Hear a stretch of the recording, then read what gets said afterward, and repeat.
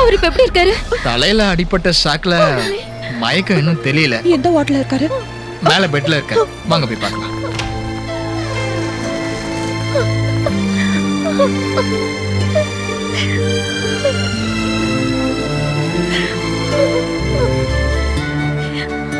பயப்படுறதுக்கு ஒண்ணும் இல்லைன்னு டாக்டர் சொல்லியிருக்காரு. என்ன நடந்தது? என்ன நடந்ததுன்னு மயக்கம் தெரிஞ்சாதாமா தெரியும். அந்த பழனியப்பா கணக்க முடிக்க போறேன்னு சொல்றப்பவே எனக்கு ஒரு சந்தேகம், இந்த மாதிரி ஏதாவது நடக்கணும். அந்த ஆளை வச்சு இப்படி எல்லாம் பண்ணது நம்ம அர்ஜுனன் தான். மாமா உடனே நீங்க அங்கிருந்து புறப்பட்டு இங்க வந்தே ஆகணும். பிரச்சனை ஆயிடுச்சு. உனக்கு நஜீபுக்கு மறுபடியும் பிரச்சனை ஆயிடுச்சா? நீங்க எல்லாம் நினைக்கிற மாதிரி எனக்கு அவன் மேல ஒரு கோவமும் இல்ல.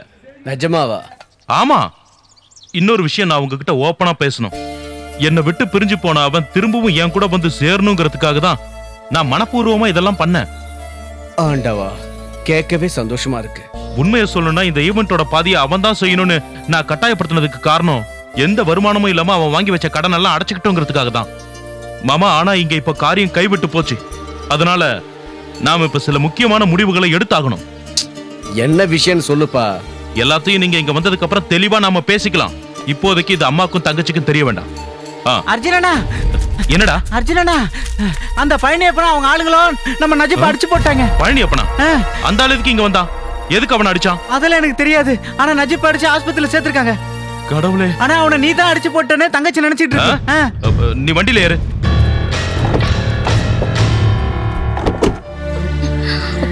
இங்க பாரு, அழாத.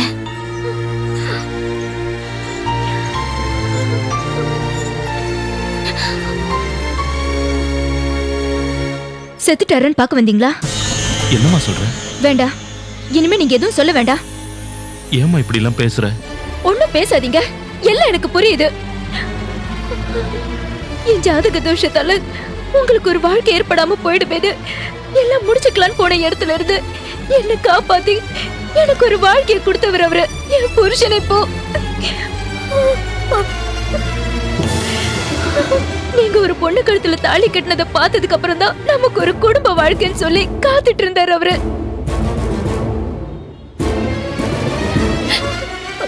அதுக்காக தான் இவ்வளவு வேலையும் பண்ணாரு, உங்களை தோக்கடிக்கிறதுக்காக இல்ல. நாங்க என்ன தப்பு பண்ணோம்னு சொல்லி எங்களுக்கு இவ்வளவு பெரிய தண்டனை கொடுத்தீங்க. இதுக்கு எனக்கு சம்பந்தம் இல்லம்மா. வேண்டாம், எதையும் நான் நம்ப மாட்டேன். என் மூஞ்சில முழிக்காதீங்க, போயிடுங்க. தயவு செஞ்சு இங்க இறங்கி போயிடுங்க.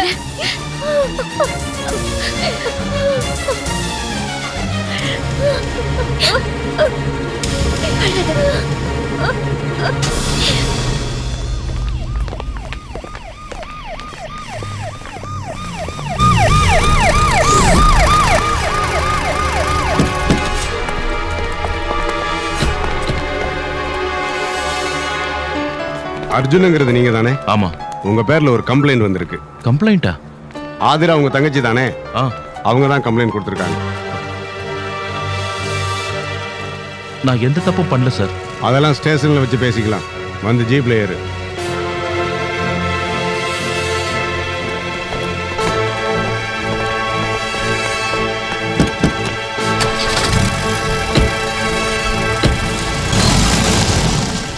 ஏண்டா அர்ஜுனன் இப்படி எல்லாம் பண்ண மாட்டாருன்னு உனக்கு தெரியும் தானே? அப்படி இருந்தா ஏண்டா இப்படி எல்லாம் பண்ணாங்க? ஆட்டம் இன்னும் முடியல, இப்பதான் ஆரம்பிச்சிருக்குன்னு சொன்னது யாரு?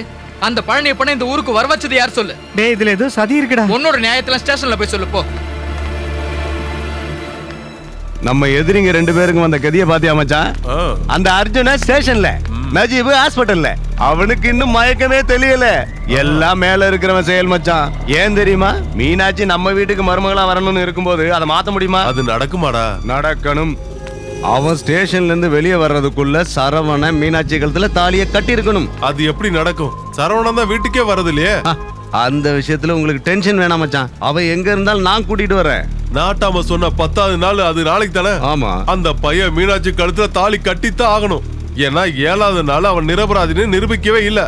ஆனா இந்த கல்யாணம் நடக்கவே கூடாது. இந்த ஊர்ல வச்சு சரவணனுக்கு மீனாட்சிக்கு கல்யாணமும் நடத்த முடியாது. இதுக்கு என்ன வழிதான் மச்சான்? இங்க வேண்டாம் மச்சான். அப்புறம் ஏகாம்பரநாதர் கோவில்ல நாளைக்கு திருக்கல்யாண நாள் தானே? கூட்டமா நடக்கிற அந்த சமூக கல்யாணத்துல கூட்டி போய் வச்சு தாலியை கட்டிடலாம். அந்த கூட்டத்துல யார் கழுத்துல தாலியை கட்டாங்கன்னு யாருக்கு தெரிய போகுது? மச்சான் மச்சான், நீங்க எப்படியாவது மீனாட்சி கூட்டங்க வந்துடணும். அதுக்கு மீனாட்சி சம்மதிக்க வேண்டாமா? அது மச்சான் மனசு வச்சா நடக்கும். ஏதாவது பொய்ய சொல்லி அவளை அங்க கூட்டிட்டு வாங்க. சரவணனை கூட்டிட்டு நான் அங்க வந்துடுறேன். கல்யாணத்துக்கு முன்னாடி பொண்ணு மாப்பிள்ள பேரை கோவில்ல ரிஜிஸ்டர் பண்ணணுமே. அத நான் பாத்துக்கிறேன் மச்சான். தாலியை கட்டிட்டா நாட்டாமையும் ஊர் மக்களும் இதுக்கு சம்மதிச்சுதானே ஆகணும். மிஞ்சி போனா அபராத படம் கட்ட சொல்லுவானுங்க. கட்டிட்டா போச்சு. அதையும் நான் தானே கட்டணும். ஒண்ணு இல்ல, எல்லாம் நல்லதுக்கு தானே. ஐயோ பழனிய பண்ண அவனை அடிச்சதெல்லாம் போதாதா?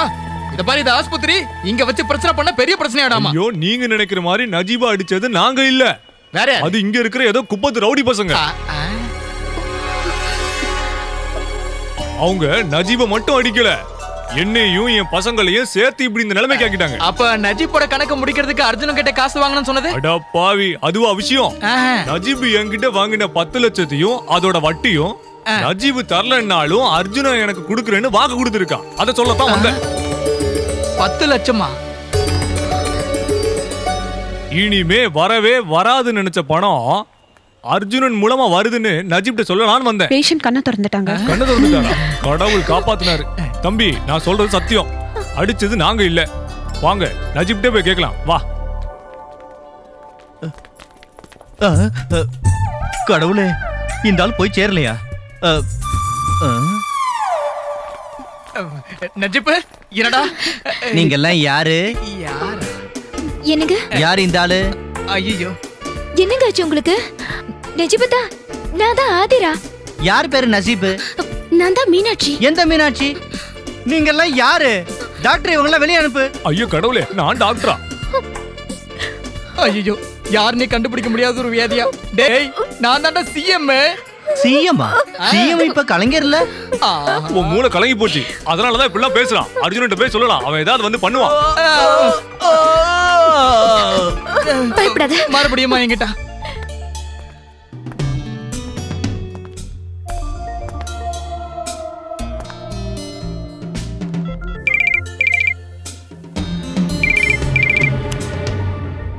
சொல்லுங்க மச்சான்.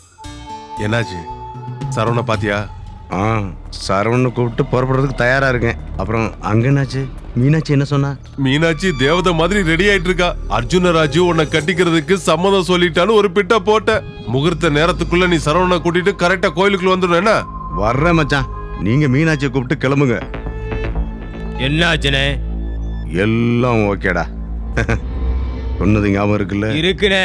மீனாட்சி கழுத்துல தாலி கட்ட போறது சரவணன் இல்ல, நீங்க தானு தெரியறப்ப உங்க மாமா ஏதாவது இடைஞ்சல் செஞ்சா அவ்வளவுதான்.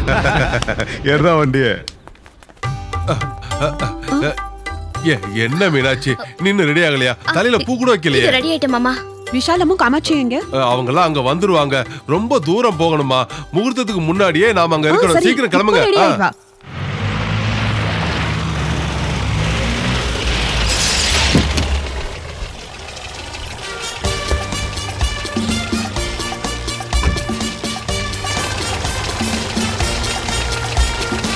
ஓகே சார், ரொம்ப ரொம்ப தேங்க்யூ சார். இந்த நேரத்துல யாரு புதுசா அங்க வந்திருக்கிறது? யார் நீங்க?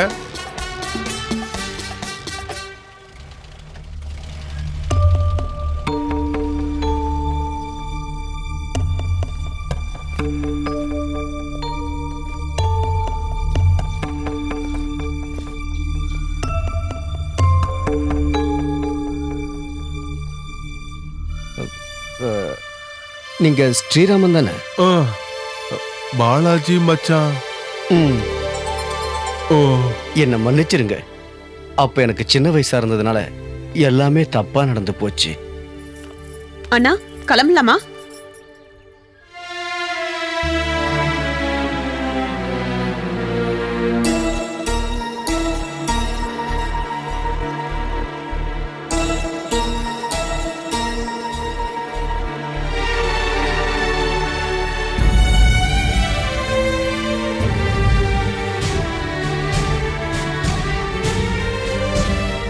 செஞ்சதெல்லாம் தப்புன்னு ரொம்ப நாளைக்கு அப்புறம் தான் என்னால் புரிஞ்சுக்க முடிஞ்சது. அன்னையிலிருந்து நான் உன்னை தேடி அலையாத இடம் இல்லை. நான் வேண்டாத கோயிலும் இல்ல. இந்த நேரத்துல சந்தோஷமா இருக்க வேண்டாமா தேவநாயகி? அதுவும் நல்ல நேரத்துல மச்சான் வந்திருக்காரு. தான் மகளோட கைய பிடிச்சு மாப்பிள்ளை கிட்ட ஒப்படைக்கிறதுக்கு அந்த கடவுளா பார்த்து இவர் அனுப்பி வச்சிருக்காரு. ஏன் மகளா? ஆமா மீனாட்சி, இன்னைக்கு அவரோட கல்யாணம். கோவிலுக்கு போறதுக்காக தான் கிளம்பிட்டு இருந்தோம். இதான் மீனாட்சி.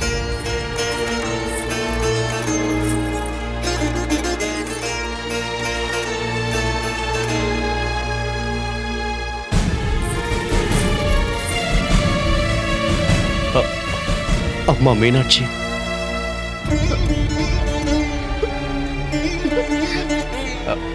என்னம்மா அப்படி பாக்குற? நான் தான் உன் அப்பா.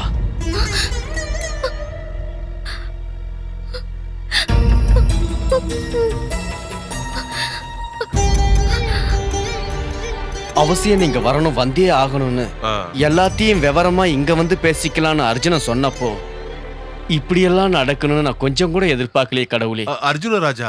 ஆமா, இங்க ஈவென்ட் பண்ண வந்த அர்ஜுனன் தான் என்னுடைய மருமகன். ஓ, இவன் இருந்தானா நம்ம காரியம் நடக்காது. மாரிப்பனை வர சொல்லிட்டு மீனாட்சி அவன் கூட அனுப்பிட வேண்டியதான்.